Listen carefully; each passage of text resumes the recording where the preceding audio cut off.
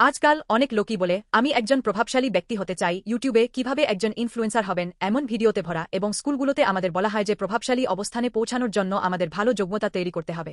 তাই লোকেরা ক্ষমতা, অর্থ, শিক্ষা এবং সামাজিক মর্যাদার মাধ্যমে প্রভাব অর্জন করার চেষ্টা করে। কিন্তু এগুলি কি সত্যিই আমাদের সত্যিকার অর্থে প্রভাবশালী করে তোলে? প্রকৃত প্রভাব কোথা থেকে আসে তা না জেনেই আমরা প্রায়শই বাইরের দিকে তাকাই।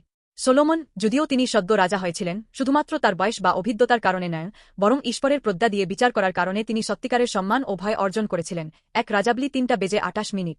অন্য কথান, তার প্রভাব এসেছিল প্রজ্ঞা থেকে, এবং সেই প্রজ্ঞা এসেছিল ঈশ্বর থেকে।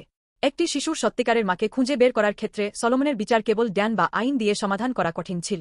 তবে সলোমন ঈশ্বর প্রদত্ত প্রজ্ঞা দিয়ে নারীর হৃদয়কে দেখতে পেয়েছিলেন এবং তার রায় দিয়েছিলেন, যার ফলে একটি সত্যিকারের প্রভাব সৃষ্টি হয়েছিল যা সবাইকে মুগ্ধ করেছিল। প্রকৃত প্রভাব ক্ষমতা বা সম্পদ থেকে আসে না, বরং প্রজ্ঞা থেকে আসে। এই প্রজ্ঞা কেবল থেকে শেখা যায় না, বরং ঈশ্বরের সাথে সম্পর্কের মাধ্যমে প্রাপ্ত হয়। এছাড়াও ঈশ্বরের প্রজ্ঞা এমনভাবে প্রকাশিত হয় যা মানুষকে বাঁচায়।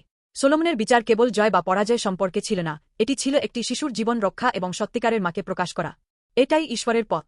আজ আমরা আমাদের ঘর, কর্মক্ষেত্র, গির্জা এবং সমাজে প্রভাব বিস্তার করতে চাই। তবে যদি সেই প্রভাব ঈশ্বর থেকে না আসে, তবে তা উল্টো মানুষকে ক্লান্ত এবং আহত করতে পারে। কিন্তু যখন আমরা ঈশ্বরের প্রজ্ঞা খুঁজি এবং এমনভাবে সিদ্ধান্ত নিই ও কাজ করি যা মানুষকে বাঁচায়, তখন আমরা সত্যিকার অর্থে প্রভাবশালী হতে পারি। 1 করিন্থীয় 1:24 বলে যে যীশু হলেন ঈশ্বরের শক্তি এবং ঈশ্বরের প্রজ্ঞা। যীশু পার্থিব ক্ষমতার মতো মানুষকে দমন করেননি। তিনি ক্রুশে নিজেকে নত করে এবং নিজের জীবন উৎসর্গ করে সত্যিকারের প্রভাব দেখিয়েছিলেন। সেই প্রভাব এখনও মানুষের হৃদয়কে নাড়ায়, জীবন পরিবর্তন করে এবং মৃত আত্মাকে জীবিত করে।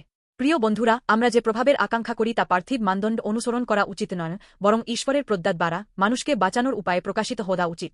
আমি আশা করি যে আজ যীশুর প্রজ্ঞা অন্বেষণ করে আপনারা এমন ব্যক্তি হবেন যারা প্রতিটি কথা, কাজ এবং সিদ্ধান্তের মাধ্যমে বিশ্বে সত্যিকারের প্রভাব প্রকাশ করবেন।